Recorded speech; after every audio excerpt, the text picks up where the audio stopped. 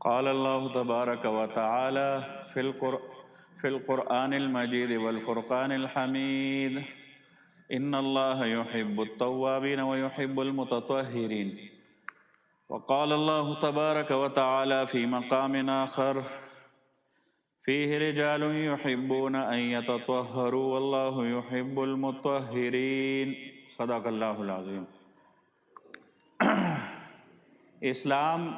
میں طہارت اور پاکیزگی کی صرف یہی حیثیت نہیں ہے کہ وہ نماز کے لیے، قرآن کریم کی تلاوت کے لیے، بیت اللہ شریف کی طواف کے لیے بطور شرط اور لازم ہے، بلکہ قرآن اور حدیث سے معلوم ہوتا ہے کہ وہ بجائے خود بھی دین کا ایک اہم شعبہ اور ایک اہم حصہ اور ایک اہم جز اور بذات خود مطلوب ہے۔ قرآن کریم میں چنانچہ آپ دیکھ لیں، اللہ جل جلالہ ارشاد فرماتے ہیں ان اللہ یحب التوابین، کہ اللہ جل جلالہ اپنے ان بندوں کو بہت پسند فرماتے ہیں جو اس سے توبہ کرتے رہتے ہیں، واللہ یحب المطہرین، اور اللہ ان بندوں کو بھی محبوب رکھتا ہے جو پاکی کو، صفائی ستھرائی کو محبوب رکھتے ہیں اور اس کا خاص طور پہ خیال رکھتے ہیں۔ قرآن کریم میں ایک اور جگہ پہ اہل قباء کی اللہ جل جلالہ نے تعریف ہی اس بنیاد پر کی ہے کہ وہ صفائی ستھرائی کو اہمیت دیتے ہیں۔ چنانچہ اللہ فرماتے ہیں فیہ رجال، اس قباء میں ایسے لوگ رہتے ہیں، ایسے اللہ کے بندے رہتے ہیں، یحبون ان یتطہروا، جو پاکیزگی کو پسند کرتے ہیں، واللہ یحب المطہرین، اور اللہ جل جلالہ بھی پاکیزگی کو، طہارت کو پسند فرماتے ہیں۔ صحابہ کرام رضوان اللہ تعالیٰ علیہم اجمعین جو انصار تھے، ان کے بارے میں یہ آیت خاص کر اہل قباء کے بارے میں نازل ہوئی۔ اللہ کے رسول صلی اللہ علیہ وسلم نے دریافت فرمایا کہ تمہارا کون سا ایسا عمل ہے صفائی اور پاکیزگی کے لحاظ سے جو اللہ کو زیادہ محبوب ہے اور اللہ اس کی بنا پر تم سے محبت فرماتے ہیں؟ تو صحابہ نے عرض کیا کہ یا رسول اللہ، ہم نماز کے لیے وضو کرتے ہیں اور جنابت کی صورت میں غسل کر لیتے ہیں، اور جب ہمیں استنجا کی ضرورت ہوتی ہے، پاخانہ پیشاب کر لیتے ہیں، تو اس صورت میں ہم صرف ڈیلا اور پتھر استعمال نہیں کرتے بلکہ پانی سے استنجا کرتے ہیں۔ تو رسول اللہ صلی اللہ علیہ وسلم نے فرمایا کہ اس کو لازم پکڑو۔ تو معلوم ہوا کہ صفائی ستھرائی اور پاکیزگی کا خیال کرنا یہ ایک دین کا بہت بڑا اہم اور بنیادی جز ہے۔ مسلم شریف کی ایک روایت میں اس کو نصف ایمان قرار دیا گیا ہے۔ ایک روایت میں جو حضرت ابو مالک اشعری رضی اللہ تعالیٰ عنہ سے ہیں، وہ ارشاد فرماتے ہیں کہ رسول اللہ صلی اللہ علیہ وسلم نے ارشاد فرمایا الطہور شطر الایمان، کہ یہ ایمان کا ایک بنیادی جز ہے، ایک بڑا حصہ ہے، اور باقی لمبی حدیث ہے جس میں اللہ کی تسبیح اور تحمید اور اسی طرح اور چند چیزیں ذکر کی گئی ہے، لیکن اس کا جو پہلا جملہ ہے اس میں ہے الطہور شطر الایمان، کہ یہ جو صفائی ستھرائی ہے یہ ایمان کا ایک بڑا حصہ ہے، ایک بڑا جز ہے۔ اور اسی کو مسلم شریف کی روایت میں نصف ایمان قرار دیا گیا ہے، اگرچہ بعض علماء نے دونوں کا مطلب ایک ہی قرار دیا ہے کہ دونوں روایات کا مفہوم اور مطلب ایک ہی ہے۔ وہ کیا کہ یہ دین کا ایک اہم حصہ، ایک اہم جز ہے۔ یہ پاکی اور ناپاکی کا خیال کرنا یہ دین کا بنیادی، اور اس پہ بہت ساری عبادات کا دار و مدار ہے۔ بہت ساری عبادات ایسی ہے جو پاکی کی حالت میں ہی ادا ہو سکتی ہے، ناپاکی کی حالت میں ادا ہی نہیں ہو سکتی۔ بعض کے لیے وضو ضروری ہے، بعض کے لیے بعض ناپاکیاں ایسی ہوتی ہیں جس سے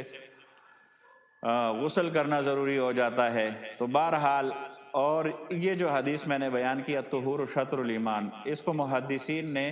کتاب الطہارہ کے شروع میں اس حدیث کو بیان کرتے ہیں، یعنی اتنی بنیادی اور اہم حدیث ہے، اسی لیے تو اس کو کتاب الطہارہ جو یعنی پاکیزگی کا بیان ہوتا ہے تو وہاں پر پہلے نمبر پر اس حدیث کو بیان کیا جاتا ہے۔ ایک صحابی ناپاکی کی وجہ سے جو ہے وہ قبر کا عذاب بھی ہوتا ہے۔ چنانچہ ایک روایت میں آتا ہے، عبداللہ ابن عباس رضی اللہ تعالیٰ عنہ کی روایت ہے کہ رسول اللہ صلی اللہ علیہ وسلم کا گزر 2 قبروں پر ہوا، تو آپ صلی اللہ علیہ وسلم نے فرمایا کہ یہ جو 2 آدمی ان قبروں میں مدفون ہیں تو ان پر اللہ کا عذاب ہو رہا ہے۔ کسی ایسے گناہ کی وجہ سے یہ عذاب نہیں ہو رہا جس کا معاملہ بہت مشکل ہو، اللہ کے رسول نے فرمایا، یعنی جس سے بچنا دشوار ہو، کوئی ایسا مشکل کام نہیں ہے جس کی وجہ سے ان کو عذاب ہو رہا ہے، یعنی بڑا معمولی سا کام تھا اور اس میں انہوں نے کوتاہی کی ہے اور اس کا خیال نہیں رکھا۔ آپ علیہ السلام نے فرمایا کہ ایک کا گناہ تو یہ تھا کہ پیشاب کی گندگی سے بچاؤ یا پاک رہنے کی کوشش نہیں کرتا تھا، اور دوسرے کے بارے میں ارشاد فرمایا کہ اس کا گناہ یہ تھا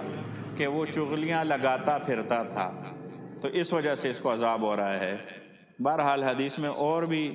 چند باتیں ہیں، لیکن یہ 2 باتیں بنیادی طور پر بیان کی گئی ہے۔ اب اس حدیث میں صراحتاً فرمایا گیا ہے کہ عذاب قبر کی جو قبر کا عذاب ہے وہ کس کی وجہ سے ہو رہا ہے؟ پاکی کا خیال نہ کرنے کی وجہ سے، ناپاکی سے وہ بچ نہیں رہا تھا، پیشاب سے۔ اچھا، بعض حضرات نے یہ بھی لکھا ہے کہ یہ اپنی پیشاب سے تو ہر کوئی بچتا ہے، یہ اپنے پیشاب کی بات نہیں ہو رہی، کیونکہ وہ ان کے پاس جانور وغیرہ تھے تو ان کے پیشاب سے اور چینٹوں سے جو ہے وہ نہیں بچتے تھے، خیال نہیں کرتے تھے، تو اس وجہ سے اس کو عذاب ہو رہا تھا۔ بہرحال رسول اللہ صلی اللہ علیہ وسلم کو تو وحی کے ذریعے اس کا علم ہو گیا ہوگا کہ اس صحابی کو اس گناہ کی وجہ سے عذاب ہو رہا ہے، لیکن غیب کا علم صرف اور صرف جو ہے وہ اللہ جل جلالہ کے پاس ہوتا ہے، اللہ کے سوا کسی اور کے پاس نہیں ہے۔ تو بہرحال ان 2 روایات سے معلوم ہوا کہ صفائی ستھرائی کا خاص طور پہ خیال کرنا چاہیے۔ ایک اور روایت ہے حضرت ابو ہریرہ رضی اللہ تعالیٰ عنہ کی، وہ رسول اللہ صلی اللہ علیہ وسلم سے روایت کرتے ہیں، آپ علیہ السلام نے ارشاد فرمایا کہ میں تم لوگوں کے لیے مثل ایک باپ کے ہوں، یعنی جس طرح باپ ہوتا ہے اپنی اولاد کے لیے وہ خیرخواہی اور ان کو خیرخواہی کا جذبہ ہوتا ہے اور ان کو دنیا میں رہنے کے زندگی کے آداب سکھلاتا ہے اور اس باپ کی ذمہ داری ہوتی ہے، ایسے ہی میں بھی تمہارے لیے ایک باپ کی طرح ہوں، اور تمہاری تربیت کا کام بھی اللہ جل جلالہ نے میرے سپرد کیا ہے۔ تو میں تمہیں بتاتا ہوں کہ جب تم قضائے حاجت کے لیے جاؤ تو نہ تو قبلہ کی طرف منہ کر کے بیٹھو اور نہ پیٹھ کر کے قبلہ کی طرف پیٹھ کر کے بیٹھو، بلکہ اس طرح بیٹھو کہ قبلے کی جانب نہ تمہارا منہ ہو اور نہ تمہاری پیٹھ ہو۔ حضرت ابو ہریرہ رضی اللہ تعالیٰ عنہ ارشاد فرماتے ہیں کہ آپ نے استنجے میں 3 پتھروں کو استعمال کرنے کا حکم دیا، اور آپ علیہ السلام نے منع فرمایا کہ لید ہڈی استعمال کرنے سے اور دائیں ہاتھ سے استنجا کرنے سے آپ علیہ السلام نے منع فرمایا۔ ایک اور روایت میں آتا ہے، حضرت سلمان فارسی رضی اللہ تعالیٰ عنہ کی روایت ہے، وہ کہتے ہیں کہ بعض مشرکین نے ان سے بطور تمسخر کے اور مذاق کے طور پہ ارشاد فرمایا کہ تمہارے نبی نے تمہیں ہر چیز سکھائی ہے، حتیٰ کہ پیشاب پاخانے کا طریقہ بھی بتلایا ہے۔ تو حضرت سلمان فارسی رضی اللہ تعالیٰ عنہ نے جوش میں آ کر ارشاد فرمایا کہ ہاں، اللہ کے نبی نے ہمیں ہر چیز سکھائی ہے، حتی القراءۃ، یہاں تک کہ پیشاب اور پاخانے کا طریقہ بھی اللہ کے نبی نے ہمیں وہ سکھایا ہے۔ اور اسی طرح اس روایت میں بھی یہی چیزیں ہیں کہ گوبر اور لید وغیرہ اس سے استنجا نہ کیا جائے اور دائیں ہاتھ سے استنجا نہ کیا جائے۔ جس طرح کھانا پینا انسان کی بنیادی ضرورتوں میں ہے، اسی طرح پیشاب پاخانہ بھی ہر انسان کے ساتھ لگا ہوا ہے، اور ہر انسان کو اس کی حاجت ہوتی ہے۔ اس لیے نبی برحق صلی اللہ علیہ وسلم نے جس طرح دنیا کے دوسرے کاموں میں اور دوسرے شعبوں میں رہنمائی فرمائی ہے، ہمیں ہدایات دی ہے، ایسے ہی اس کے متعلق بھی اللہ کے رسول صلی اللہ علیہ وسلم نے ہمیں ہدایات دی ہے کہ یہ طریقہ آپ کا درست ہے اور یہ درست نہیں ہے، اس طریقے سے پیشاب کرنا چاہیے اور اس طریقے سے نہیں بیٹھنا چاہیے، تو اس کے بارے میں بھی ہدایات دی ہے۔ اب ان دو احادیث میں جو ہے وہ 4 باتیں اللہ کے رسول نے ارشاد فرمائی ہے، 4 باتیں۔ پہلی بات کیا ہے؟ ایک یہ ہے کہ پاخانے کے لیے اس طرح بیٹھا جائے کہ قبلے کی طرف نہ تو منہ ہو اور نہ پیٹھ ہو۔ اس کی وجہ یہ ہے کہ اس میں قبلے کا ادب و احترام بیان کیا گیا ہے کہ اس کا تقاضا یہ ہے کہ اس کی طرف جو ہے نہ منہ کر کے بیٹھا جائے اور نہ ہی پیٹ کر کے بیٹھا جائے۔ اسی طرح دوسری ہدایت آپ نے جو فرمائی کہ دائنا ہاتھ وہ استعمال نہ کیا جائے، کیونکہ یہ کھانے پینے کے لیے ہے، لکھنے پڑھنے کے لیے ہے، اچھے کاموں کے لیے ہے۔ تو اللہ جل جلالہ نے اس کو اچھے کاموں کے لیے پیدا کیا ہے، تو اس سے اچھے اچھے کام کرنے چاہیے۔ بائیں ہاتھ سے اس طرح کے کام جو نامناسب ہو، یا آپ کہہ لیں کہ جو زیادہ اچھے کام نہ ہو، اس میں بائیں ہاتھ کو استعمال کرنا چاہیے۔ تو اس لیے اللہ کے رسول نے ارشاد فرمایا کہ یہ دائنا ہاتھ جو ہے وہ آپ استنجے کے لیے استعمال نہ کریں۔ تیسری ہدایت آپ نے یہ دی ہے کہ استنجا میں صفائی کے لیے کم سے کم 3 پتھر استعمال کیے جائیں، چونکہ عرب میں پتھر ہی استعمال ہوتے تھے، ڈیلے وغیرہ تھے نہیں، اس لیے پتھروں کا ذکر کیا گیا ہے۔ تو ڈیلا ہو، پتھر ہو یا کوئی اور چیز ہو جس سے صفائی حاصل ہوتی ہو، جیسے کہ آج کل ٹیشو پیپر ہے، اس سے لوگ صفائی کر لیتے ہیں، اور پانی ہے، اگر کہیں پانی نہ ہو تو ان چیزوں کا استعمال کر لیا جائے، لیکن جب پانی ہو تو اس کے استعمال کے ساتھ ساتھ پانی بھی استعمال کیا جائے، پانی سے اور زیادہ پاکی حاصل ہوتی ہے۔ اور ابھی قرآن کریم کی آیت میں گزرا کہ اہل قباء کی تعریف ہی اللہ جل جلالہ نے اس وجہ سے فرمائی کہ وہ استنجا میں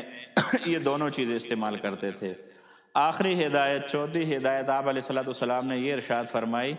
کہ کسی جانور کی گری پڑی ہڈی سے، اسی طرح کسی جانور کے خشک فضلے سے، لید، گوبر وغیرہ سے استنجا نہ کیا جائے، کیونکہ زمانہ جاہلیت میں عرب کے بعض لوگ ان چیزوں سے بھی استنجا کر لیا کرتے تھے، اس لیے اللہ کے رسول نے صراحتاً اس سے منع فرمایا ہے کہ اس سے نہ کیا جائے، اور ایک سلیم الفطرت آدمی بھی اس سے استنجا کرنے کو جو ہے وہ گوارا نہیں کرتا۔ تو اللہ جل جلالہ ہم سب کو ان باتوں پر عمل کرنے کی توفیق عطا فرمائے۔